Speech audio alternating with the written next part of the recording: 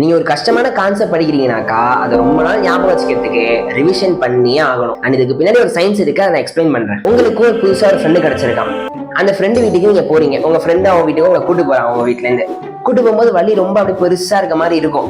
உங்க ஃப்ரெண்டோட நீங்க நாள் ஃபுல்லா டைம் ஸ்பெண்ட் பண்றீங்க. திருப்பி நைட் ஆகுது, நீங்க உங்க ஃப்ரெண்டு வீட்டுல இருந்து கிளம்பணும். நீங்க என்ன சொல்றீங்க, நானே வீட்டுக்கு போயிடா அப்படின்னு சொல்லிட்டு நீங்க தனியா அந்த ரூட்ல வரும்போது உங்களுக்கு சின்ன சின்ன டவுட்ஸ் இருக்கும். இப்படி போகணுமா அப்படின்னு சின்ன சின்ன டவுட் தான் இருக்கும். பட் ஆனால் நீங்க உங்க வீட்டுக்கு வந்துருவீங்க. அண்ட் தென் ஒரு மாசம் 1.5 மாசத்துக்கு நீங்க உங்க ஃப்ரெண்டுகிட்ட பேசவே இல்லை. பேசாம திருப்பி ஒரு 1.5 மாசம் கழிச்சு நீங்க அந்த ஃப்ரெண்டு வீட்டுக்கு போற ஒரு ஒர்க் இருக்கு. அதனால உங்க ஃப்ரெண்டு வீட்டுக்கு போகும்போது அதான் நம்மளே அவங்க வீட்டுல இருந்து தனியா வந்துட்டோம், திருப்பி நம்ம தனியா போயிடும் அப்படின்ற ஒரு கான்பிடன்ஸ்ல போவீங்க.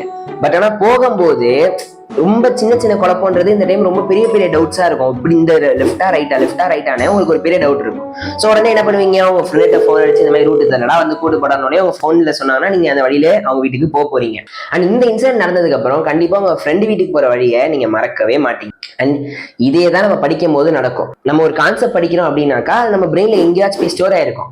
நம்ம ரெகுலரா ரிவைஸ் பண்ணும்போது நம்ம அந்த கான்செப்ட் ஆக்சஸ் பண்றதுக்கான அந்த பாத்வே வந்து நம்மளுக்கு ஃபெமிலியரைஸ் ஆயிடும். நீங்க 2-3 டைம் அதை ரிவைஸ் பண்ணீங்கன்னாக்கா அதுக்கப்புறம் உங்களுக்கு அது மறக்கவே மறக்காது. எப்ப கண்ண முடியும் அந்த கான்செப்டை பத்தி யோசிச்சாலும் அது உங்களுக்கு ரீகால் ஆயிடும்.